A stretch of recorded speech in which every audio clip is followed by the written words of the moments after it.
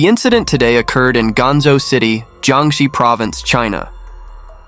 On the morning of November 17, 2011, the Ganzhou 110 Police Emergency Center received a distress call from a young man named Ma Jiang.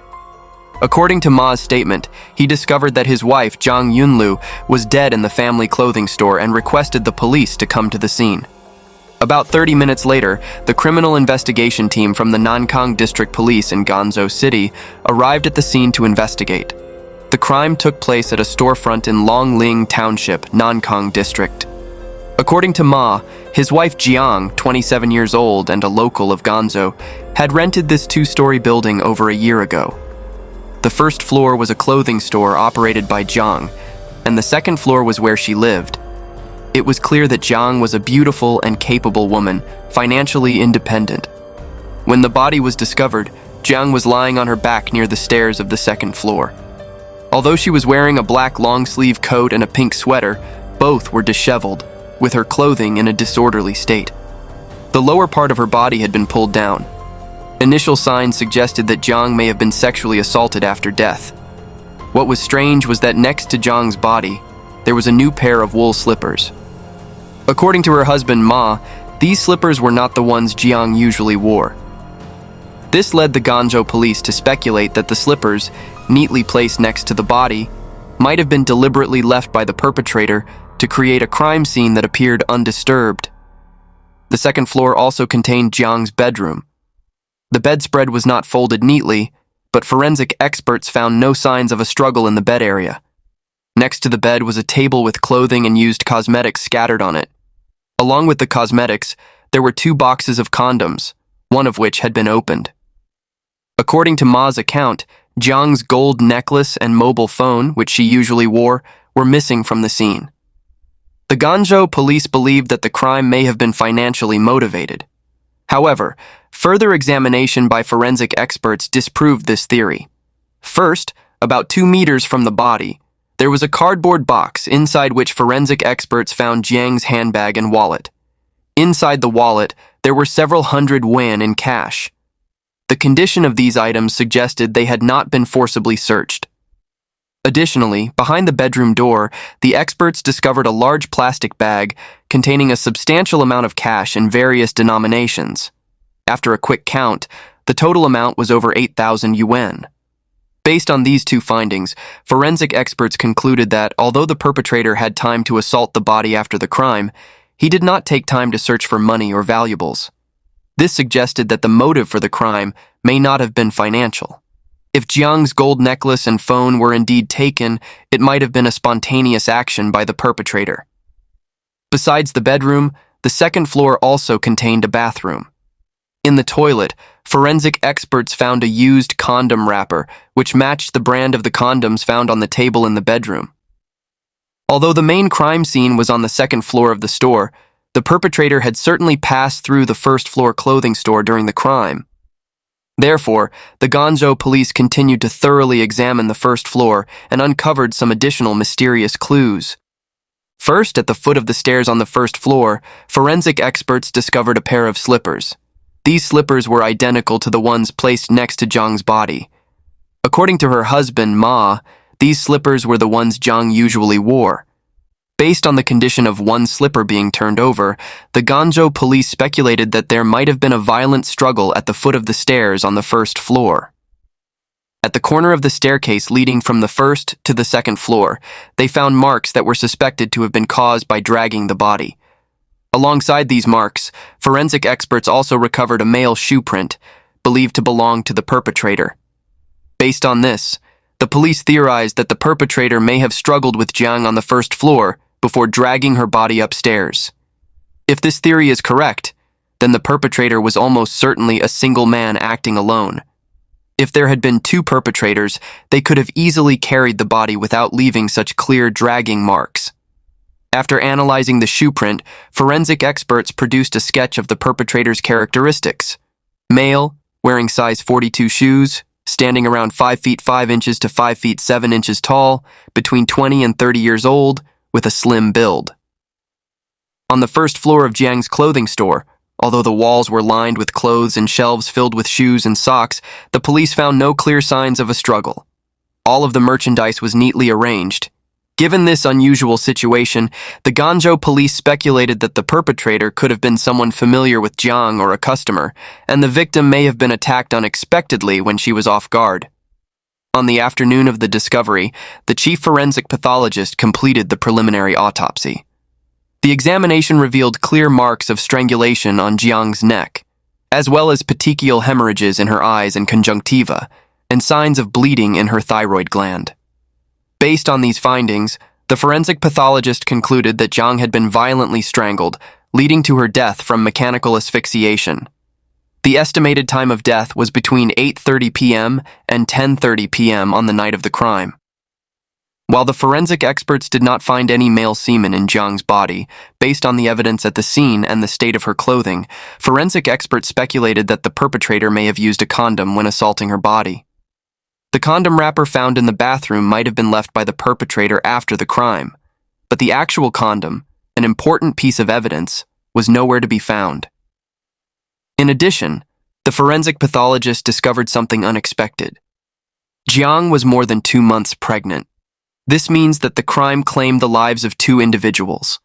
Furthermore, the forensic pathologist found 2 strange clues on Jiang's body. Under her right fingernail, there was skin tissue from a man. Near the front right side of her neck, they recovered a sample of saliva from another man. What was particularly odd was that, upon DNA analysis, these 2 biological samples did not belong to the same individual. This means that there may have been 2 male suspects with different identities at the crime scene. Based on earlier speculations, if the perpetrator acted alone, then between these 2 suspects, which one was the one who actually murdered Jiang? The Guangzhou police believed that if they could find the right suspects and match their DNA, the details of the case would be clarified. However, things are rarely that straightforward. Through investigations of nearby shops, the detectives learned that the victim Jiang's store usually operated from 9 a.m. to 9 p.m. However, according to the neighboring shop owner's recollection, on the night of the crime, Jiang's store closed before 8:30 p.m., half an hour earlier than usual. This suggested that the perpetrator may have entered the store before Jiang closed for the night. Between 8:30 p.m. and 10:30 p.m., the time when the crime occurred, residents from surrounding shops reported not hearing any screams or cries for help from Jiang's store. This implied that the perpetrator could have strangled Jiang in a very short amount of time. Considering all the previous findings, the Guangzhou police speculated that the motive for the crime might have been emotional or out of hatred. According to Jiang's husband, Ma, although he rarely visited his wife's shop and only stayed with her and their child on weekends, from his daily observations, he believed that his wife had no conflicts or enemies. Longling Town, where Jiang lived, has a population of about 50,000 to 60,000 people, and the commercial district where the crime took place was the busiest area in the town. However, at the time of the crime, all the street surveillance cameras were under maintenance or out of order. This strange coincidence posed a significant challenge to the Guangzhou police's investigation. They could only focus their efforts on investigating Jiang's social relationships. At this point, the investigators made a very peculiar discovery at the crime scene. Next to a desk on the first floor, forensic experts found that all of Jiang's computer cables had been unplugged. However, the computer itself showed no signs of damage. From this, they speculated that the cables had been intentionally unplugged by the perpetrator. But why would he do that?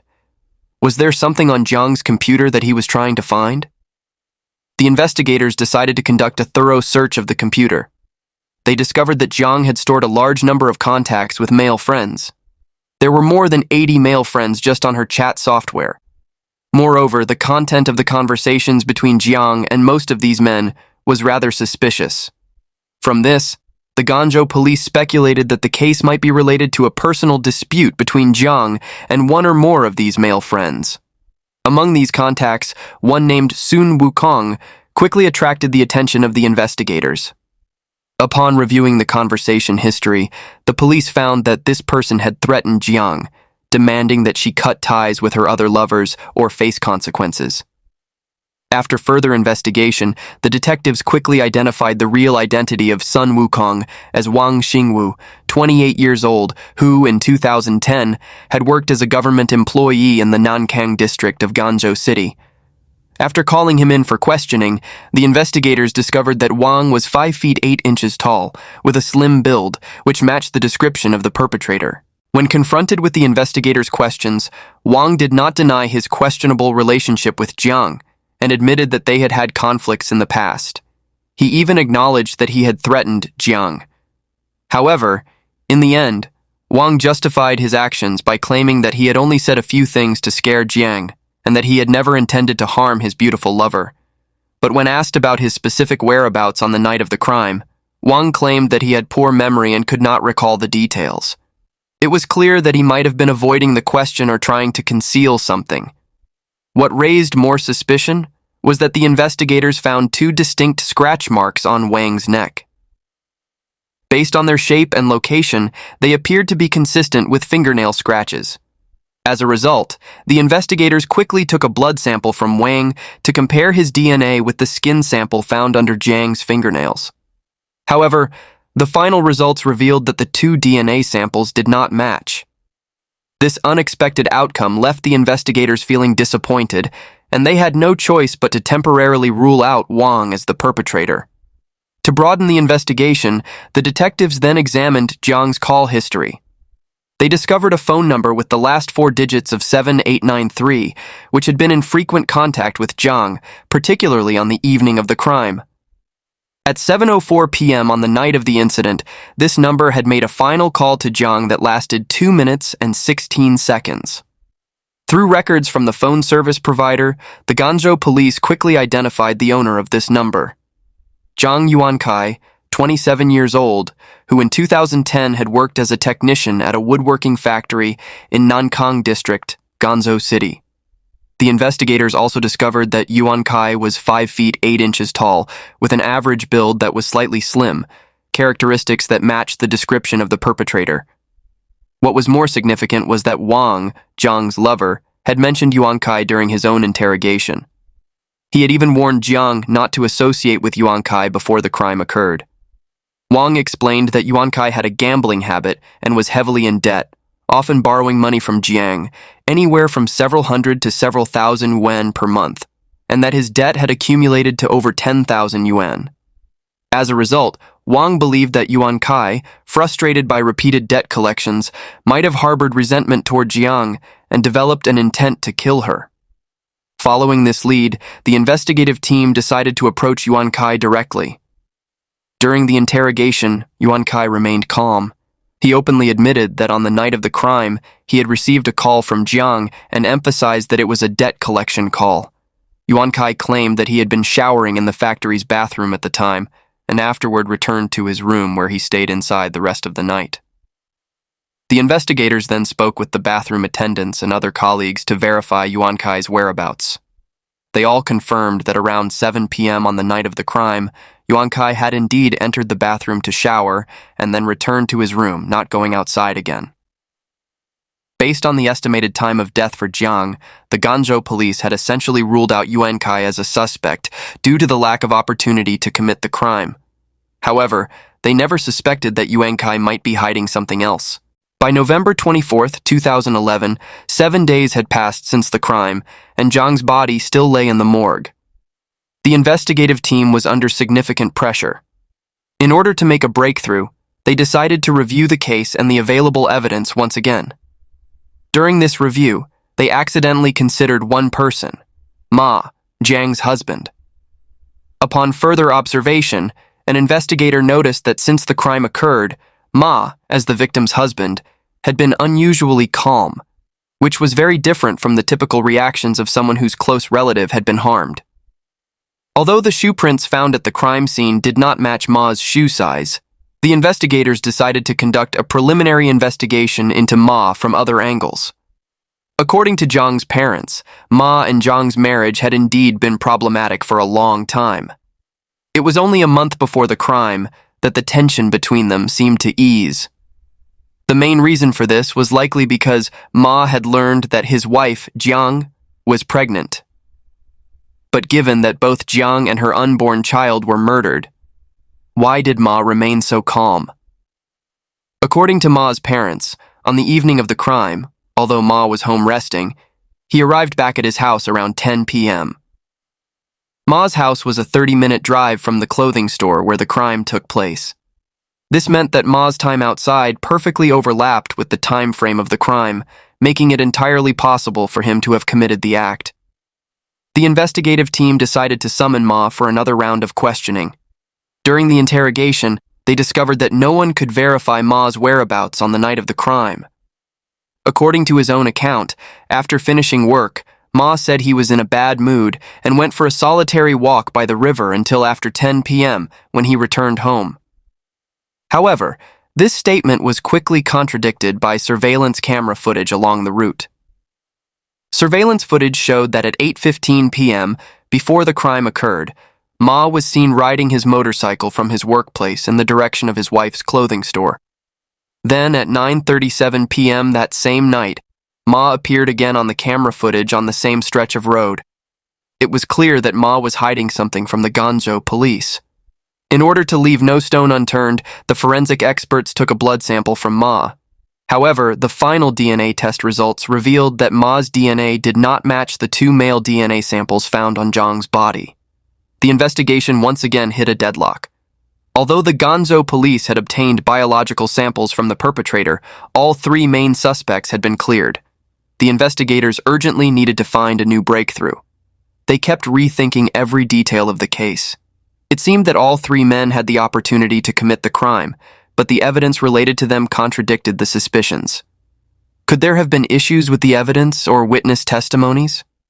While reviewing the case files, the head of the criminal investigation team, Ye Fubin, suddenly noticed two issues during the previous interrogation of Yuan Kai. The first issue was that, during the earlier questioning, the security guard and colleagues had only vaguely confirmed that Yuan Kai had entered the bathroom on the night of the crime and later returned to his dorm room. However, they could not provide a clear timeline. What time exactly did Yuan Kai enter the bathroom, and what time did he return to his dorm? The details about this timeline were too vague. The second issue was that, because the investigators had assumed that Yuan Kai had no opportunity to commit the crime, they did not take a blood sample from him to compare his DNA. This was undoubtedly a major oversight. On the morning of November 27, 2011, Ye Fubin led a team of investigators back to the furniture factory where Yuan Kai worked. After a second round of questioning and cross-checking, they were able to determine Yuan Kai's specific movements. On the night of the crime, Yuan Kai entered the bathroom at around 7 p.m., but it wasn't until 9:30 p.m. that he emerged from the bathroom and returned to his dormitory. This meant Yuan Kai had spent over 2.5 hours in the bathroom, which was clearly unusual. To clarify what had happened, Ye Fubin and his colleagues decided to inspect the bathroom at the factory. They discovered a rather mysterious detail. The bathroom at the furniture factory was located behind a row of one-story buildings, with the entrance at the left end of a hallway. At the end of the hallway was a secret back door. According to the bathroom security guard, this back door was often left unlocked, allowing anyone to enter or exit freely. Upon further inspection, Ye Fubin and his team found that by walking through the back door of the bathroom, one would reach a small river, with a bridge on the right side of the river. Crossing the bridge would lead directly to the commercial area where Jiang lived. In a subsequent field test, Ye Fubin and his team discovered that from the back door of the bathroom, it only took about 40 minutes of walking to reach Jiang's store and return. This meant that during the 2.5 hours Yuan Kai was supposedly in the bathroom, he had plenty of time to travel between the two locations and commit the crime. At that point, Ye Fubin and his team were excited by this discovery. They quickly collected a blood sample from Yuan Kai to conduct a DNA analysis. The final results completely confirmed Ye Fubin's theory. Yuan Kai's DNA matched the male saliva sample found on Jiang's neck.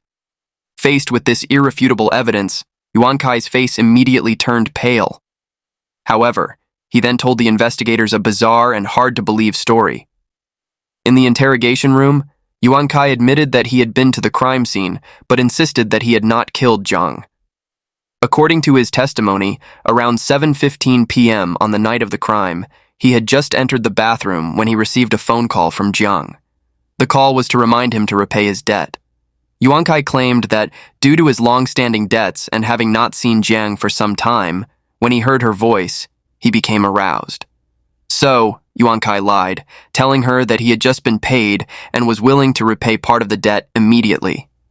At around 7:15 p.m., Yuan Kai left the bathroom through the back door, took a shortcut to Jiang's store, and arrived around 20 minutes later. Once there, he attempted to be intimate with his former lover. He claimed he only kissed Jiang on the neck, but Jiang quickly realized his lie and kicked him out of the store. Reluctantly, Yuan Kai returned to the bathroom through the shortcut and resolved the situation on his own. Yuan Kai told the investigators that he knew Jiang had been murdered, and coincidentally, it was the same night he had left the store. He feared he would be implicated in the crime, so during the initial interrogation, he had chosen to hide the details. Although Yuan Kai's explanation seemed plausible, the many coincidences involved made it hard for the Guangzhou police to believe him. However, the police still lacked 100% conclusive evidence to prove that Yuan Kai was the actual perpetrator. What was even more puzzling was the discovery of another male skin sample found under Jiang's fingernail, the identity of the person it belonged to still being unidentified. Could the true perpetrator be someone else entirely? By November 30th, 2011, nearly 2 weeks after the crime occurred, the investigation team decided to return to the crime scene for another thorough search. This time, they made a crucial discovery. In previous searches, Ye Fubin and his team had almost examined every nook and cranny of Jiang's clothing store, but they had not yet checked the outdoor balcony.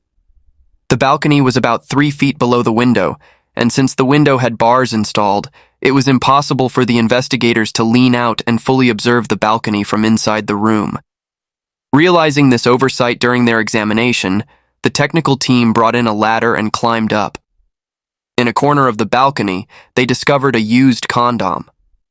After a night of testing, the forensic team found that the exterior of the condom contained Jiang's biological samples, while the interior contained semen from a man. However, after further DNA analysis, the semen did not match the DNA profiles of Wang, Ma, or Yuan Kai, the 3 main suspects. The only potential match was the male skin sample left under Jiang's fingernail. Although the results were somewhat unexpected for the Guangzhou police, there was no doubt that the semen in the condom was a key piece of evidence that could potentially lead them to the perpetrator. The next step for Ye Fubin and his team was to collect blood samples from all the men connected to Jiang and conduct DNA comparisons, which would hopefully reveal the identity of the hidden criminal. However, after more than 10 days of tireless efforts, the Guangzhou police not only investigated all of Jiang's male friends, acquaintances, and relatives, but they also screened more than 400 men who fit the description of the suspect in the town. This included checking all the hotels, motels, karaoke bars, and internet cafes in the town before and after the crime occurred. In parallel, they collected blood samples from 63 men who matched the suspect's profile. After completing all the analyses, the forensic team finally identified a suspect named Zhang Hua. According to his records, Zhang Hua was a local from Guangzhou City, Nankang District, 23 years old in 2010, and stood 5 feet 7 inches tall. In July 2010, Zhang Hua had graduated from a university in Jiangxi province and was currently single with no children. What was strange, however, was that Zhang Hua was not from Longling, the town where the crime took place, and he was not an online friend of Jiang's. According to Jiang's husband, Ma, neither he nor Jiang had any acquaintance with Zhang Hua. However, scientific evidence cannot lie. The skin sample under Jiang's fingernail and the semen found in the condom undoubtedly pointed to Zhang Hua. On December 3, 2011, 17 days after the crime, the suspect Zhang Hua, who had been hiding in his hometown in Jingbo, was arrested by Guangzhou police. At Zhang Hua's residence, investigators also found Jiang's mobile phone and several pieces of her jewelry. Faced with irrefutable evidence, Zhang Hua admitted to killing Jiang and violating her body. On the surface, this sensational case seemed to have been solved, but 3 mysteries remained unsolved. The first mystery: Zhang Hua and Jiang had no prior connection. Why did he commit such a brutal crime? The second mystery: where did the scratch marks on Wang's neck come from? The third mystery: why did Jiang's husband Ma ride his motorcycle toward the store on the night of the crime? What secret is hidden behind this? According to Jiang Hua's confession, in early November 2011, about 10 days before the crime, he was riding a bus through Longling, the town where Jiang lived. On the bus, he accidentally lost his wallet, which contained more than 3,000 yuan in cash. At that time, Jiang Hua suspected a young woman on the bus had picked up the wallet. When he noticed his wallet was missing, he asked the woman, but she denied it. She then quickly exited the bus. From then on, Jiang Hua couldn't stop thinking about the lost wallet. The money was all his savings since graduating and starting work, and he had planned to use it to buy medicine for his sick mother. On the evening of November 16th, 2011, the night of the crime, around 8 p.m., Jiang Hua arrived in Longling for business and was strolling through the commercial street. By some strange coincidence, he said he happened to walk past Jiang's store and decided to enter. Upon seeing Jiang's appearance and attire, Jiang Hua was initially stunned, but then he became certain that the beautiful shopkeeper, Jiang, was the same young woman he suspected had picked up his wallet. At first, Jiang Hua claimed he only spoke with Jiang about the wallet, but Jiang's attitude was very firm. She denied picking up Jiang Hua's wallet and wanted to throw him out of the store. At this point, Jiang Hua, an impulsive young man, was overcome with the desire to steal and take revenge. Near the staircase on the first floor, Jiang Hua suddenly attacked, pushed Jiang to the ground, and strangled her. Jiang Hua stated that Jiang didn't have much strength, and after just a few seconds, she was unable to resist. Seizing the opportunity, Jiang Hua closed the store's front door and quickly returned to the foot of the stairs. At this point, Jiang had regained consciousness and tried to stand up. Jiang Hua once again attacked and strangled her. During the struggle, Jiang fiercely scratched Jiang Hua's face with both hands, resulting in 2 scratch marks near his ears. Unfortunately, despite Jiang Hua's forceful strangulation, the beautiful shopkeeper Jiang eventually stopped moving. To conceal his crime, after regaining his composure, Jiang Hua dragged Jiang's body upstairs to the second floor. In his panic, he even took a new pair of slippers and placed them next to Jiang's body. In the bedroom on the second floor, Jiang Hua began searching for valuables, but unexpectedly, he came across 2 boxes of condoms on a table. Jiang Hua said that this discovery completely triggered his strong sexual desires. So he tore open one of the condoms and engaged in a depraved act with Jiang's body.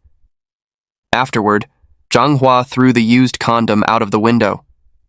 Although he used a towel to clean all the places he had touched, Jiang Hua did not realize that the condom he threw out the window landed in a corner of the balcony. This crucial piece of evidence helped the Guangzhou police pinpoint his involvement in the crime. According to Jiang Hua's confession, he first found some gold and silver jewelry in the bedroom and stuffed it into his pocket. Before leaving, he also took a gold necklace from Jiang's neck and her cell phone. Initially, he considered taking the desktop computer from the first floor, but after unplugging it, he realized that taking the computer would be too conspicuous and might cause unnecessary trouble. So, Jiang Hua abandoned the idea and exited the scene through the store's back door. Faced with his crime, Jiang Hua expressed deep regret during his final interrogation. He said, "For what I've done, the harm and loss I've caused them, I am truly sorry. If I had the chance, I would be willing to spend the rest of my life trying to ease their pain." With the real perpetrator caught, the 2 other mysteries in the investigation were also cleared up. According to Wang's confession, the scratch marks on his neck were actually left by a new girlfriend he had met online. Because the experience was difficult to discuss, he chose to hide the truth. As for why Ma, the victim's husband, had coincidentally appeared near the crime scene, Ma admitted that after learning his wife Jiang was pregnant, he began to doubt her loyalty. So, a week before the crime, Ma had hired a private investigator online. Coincidentally, on the night of the crime, he brought the investigator close to Jiang's store to help him verify the location and identity of his wife for future surveillance. One can't help but marvel at how such strange coincidences aligned in this sensational case, all at the same time. Had it not been for the persistent investigation by the Guangzhou police, the real perpetrator might still be at large. On May 25, 2012, the Intermediate People's Court of Ganzhou, Jiangxi Province, issued a first-instance verdict. The defendant Zhang Hua was sentenced to death for robbery and corpse violation, and all of his personal assets were to be confiscated to compensate the victim's family. After the verdict was announced, the defendant Zhang Hua was dissatisfied with the ruling and filed an appeal right in court. On October 25, 2012, the Jiangxi Provincial Higher People's Court issued its final judgment. Zhang Hua was convicted of robbery and corpse violation, sentenced to death with a 2-year reprieve, and his entire personal property was to be confiscated. Although his death sentence was postponed, the final outcome of this case still evokes a sense of regret. A young man who had recently graduated from college, driven by a moment of impulsiveness and unable to control his desires, ended up with a life sentence. Zhang Hua, only 23 years old, will have to pay for the crime he committed for the rest of his life. What do you think about this case and the unbelievable coincidences surrounding it? Feel free to share your thoughts in the comments below. Thanks for watching, and see you next time.